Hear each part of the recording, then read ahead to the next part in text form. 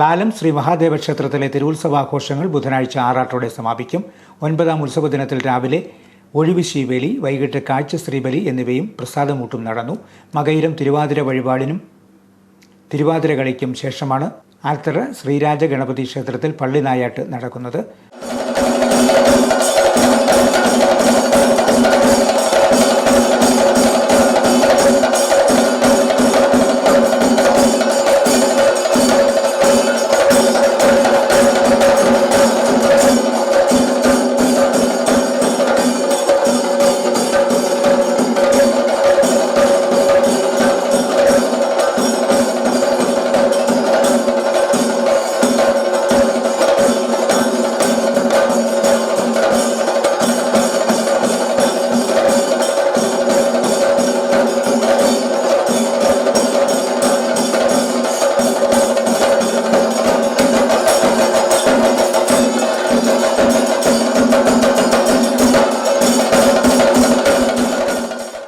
ബുധനാഴ്ച 3:30 ആറാട്ട് പുറപ്പാടും വൈകിട്ട് 5 തൃക്കയിൽ ക്ഷേത്രക്കടവിൽ തിരുവാറാട്ടം നടക്കും. തൃക്കയിൽ ക്ഷേത്രത്തിൽ മഹാദേവ സംഗമത്തിനു ശേഷം ആറാട്ട് എതിരേൽപ്പും നടക്കും.